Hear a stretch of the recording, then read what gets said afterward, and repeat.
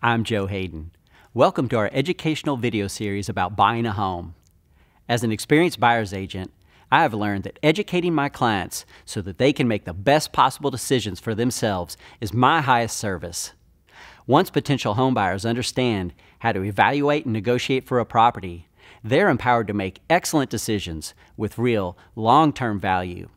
As we like to say, we educate and you decide. I hope that you enjoy this series and gain valuable insights into the process of buying a home. Let's discuss the differences between a price shopper and a value shopper when home buying. From experience, I've learned that most home buyers fall into one of two categories, and I've named them price shoppers and value shoppers. Price shoppers generally make most of their decisions regarding negotiations for a home using the listing price as a starting point, and they tend to favor price per square foot as a way to calculate value. Value shoppers don't necessarily care what listing price the seller places on a home because they are going to create their own value from the ground up using the 5 factors of value method, which I will describe in detail in a subsequent video. Right up front, understand that I believe most home buyers are price shoppers and are likely to make significant financial mistakes when buying a home as compared to value shoppers, who are more likely able to determine if a home holds real, long-term value. Let me illustrate why I believe most people gravitate to the price shopper mentality. Imagine you wish to buy a pair of designer jeans.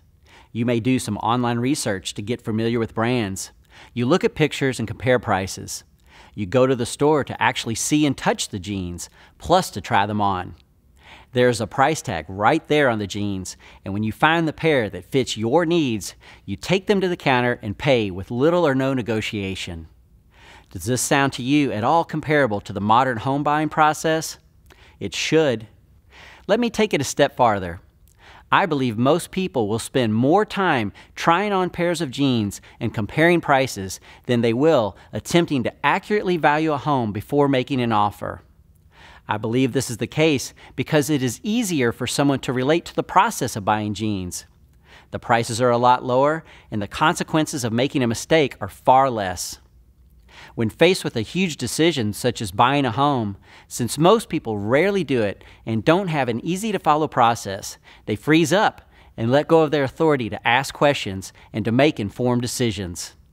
This results in a lot of people not making the best possible decisions for their needs and sometimes facing severe financial consequences because of avoidable mistakes. So before taking that big step, ask questions, get educated, and learn how to truly value a home.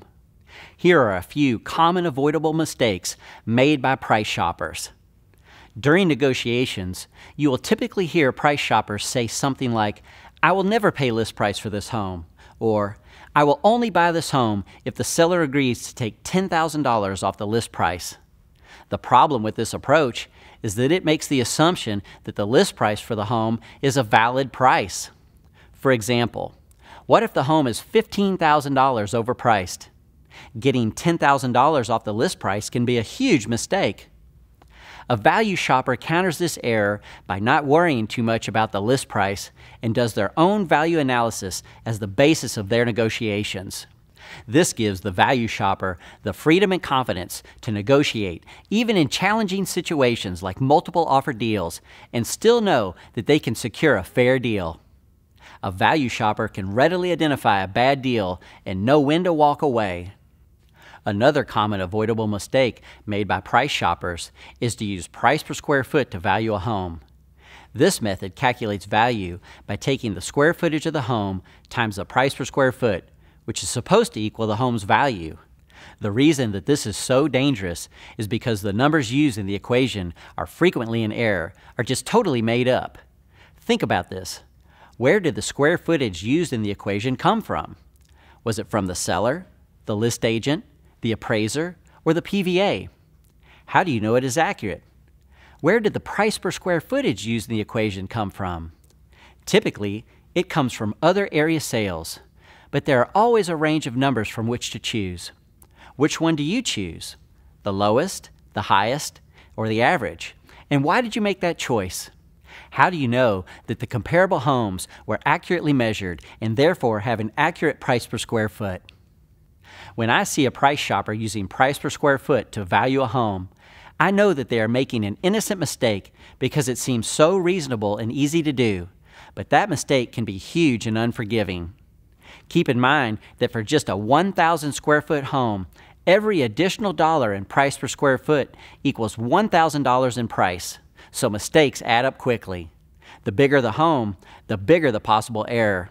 A value shopper counters this error by using the 5 factors of value method I describe in a companion video, using location, condition, functionality, comparable sales, and motivation to determine their own value as the basis for their negotiations. Again, this brings great confidence to a value shopper when negotiating for a home. I hope that you have found this discussion about price shoppers and value shoppers helpful and will work hard towards becoming an informed value shopper. Stay tuned for more educational videos and feel free to contact us at any time to learn more. I'm Joe Hayden, and thanks for watching.